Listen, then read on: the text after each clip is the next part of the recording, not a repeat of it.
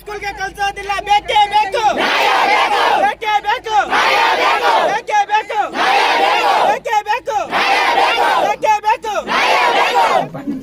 ನಮ್ಮ ಪಂಚಾಯಿತಿ ವ್ಯಾಪ್ತಿಯ ಎಲ್ಚೇಪಲ್ಲಿ ಗ್ರಾಮದ ನಿನ್ನೆ ಅಕ್ಟೋಬರ್ 2ನೇ ತಾರೀಕು ನಡೆದ ಘಟನೆ ಏನೇನಿತ್ತು ಅಂದರೆ ಅದರ ಬಗ್ಗೆ ಜನರಿಗೆ ಊಹಾಪೋಹಗಳಿತ್ತು.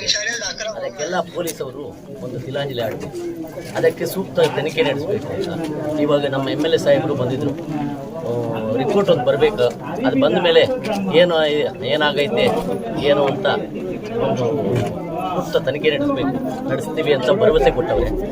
ಅದಕ್ಕೆ ನಾವು ನಮ್ಮ ಪಂಚಾಯಿತಿ ವ್ಯಾಪ್ತಿಯಿಂದ ನಾವು MLA ಇದು ಮಾಡ್ತೀವಿ. ತನಿಖೆ ಕಂಪ್ಲೀಟ್ ಆಗುತ್ತೆ. ರಿಪೋರ್ಟ್ ಬಂದ ಮೇಲೆ ಎಲ್ಲ ಸೂಕ್ತ ಕ್ರಮ ಕೈಗೊಳ್ತೀವಿ.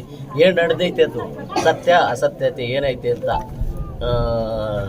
ಹೇಳ್ತೀವಿ ಅಂತ ಹೇಳವ್ರೆ ನಮ್ಮ MLA ಸಾಹೇಬರು. ಹಾಗಂತ ನಮಗೆ ಸರಿಯಾಗಿ ಭರವಸೆ ಕೊಟ್ಟವ್ರೆ, ಅದನ್ನು ನೆರವೇರಿಸ್ಕೊಡ್ತಾರೆ ಅಂತ ನಾವು ನಮ್ಮ ನಂಬಿಕೆ ನಂಬಿದ್ದೀವಿ. ಅದ್ರ ಜೊತೆಗೆ ನಾವು ಇರ್ತೀವಿ. ಅದೇ ಹೇಳಿದ್ರು, ಸೂಕ್ತ ಕ್ರಮ ತನಿಖೆ ಮಾಡಿದಾಗ ಏನು ಹೇಳೋಕ್ಕಾಗಲ್ಲ ಏನು ನಡೀತಾ ಇದೆ ಅಂತ. ಅದು ಫುಲ್ ಕಂಪ್ಲೀಟ್ ಆದಮೇಲೆ ಹೇಳ್ಬೇಕು ಅಂತ. ಒಂದು 3-4 ದಿವಸದಲ್ಲಿ ಎಲ್ಲ ಕಂಪ್ಲೀಟ್ ಮಾಡ್ತಾರೆ. ಆಮೇಲೆ ನಾನು ನಿಮ್ಮ ಮುಂದೆ ಬಂದು ನಾವೇ ಹೇಳ್ತೀವಿ ಏನಾಗೈತೆ, ಸತ್ಯ ಏನು ಅಸತ್ಯ ಏನು ಅಂತ ಹೇಳವ್ರೆ. ಅದ್ರ ಮೇಲೆ ನಮಗೆ ನಂಬಿಕೆ ಐತೆ, ಶಾಸಕರು ಮಾಡ್ತಾರೆ ಅಂತ.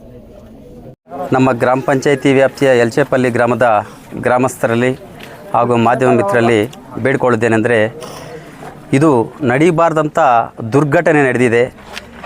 ಇದಕ್ಕೆ ಯಾವ ಥರ ನಡೆದಿದೆ ಅಂತ ನಮಗೇನು ಅರ್ಥ ಆಗ್ತಾಯಿಲ್ಲ. ಎಳೆ ಮಕ್ಕಳು, ಆ ಮಕ್ಕಳು ಎಷ್ಟೊಂದು ನೊಂದಿರ್ತಾರೆ, ಅವರಿಗೆ ಎಷ್ಟೊಂದು ಕಷ್ಟ, ಎಷ್ಟೊಂದು ಹಿಂಸೆ ಕೊಟ್ಟಿರ್ತಾರೆ. ಇದು ನಿಜವಾಗ್ಲೂ ಹೇಳಬೇಕಂದ್ರೆ ಹತ್ಯೆ ಆಗಿದೆ ಕಾಣಿಸ್ತಾ ಇದೆ. ಆದ್ದರಿಂದ ದಯವಿಟ್ಟು ನಮ್ಮ ಪೊಲೀಸ್ ಅಧಿಕಾರಿಗಳು ಮತ್ತು ವೈದ್ಯ ಅಧಿಕಾರಿಗಳು ಹೆಚ್ಚಿನ ಒಂದು ತನಿಖೆ ಮಾಡಿಸಬೇಕು. ಅದರ ಪರವಾಗಿ ನಮ್ಮ ಶಾಸಕರು ನಮಗೆ ಅನೇಕ ರೀತಿಯಂಥ ಒಂದು ಭರವಸೆಗಳನ್ನು ನೀಡಿದ್ದಾರೆ. ಅವರು ನುಡಿದಂತೆ ನಡೀತಾರೆ.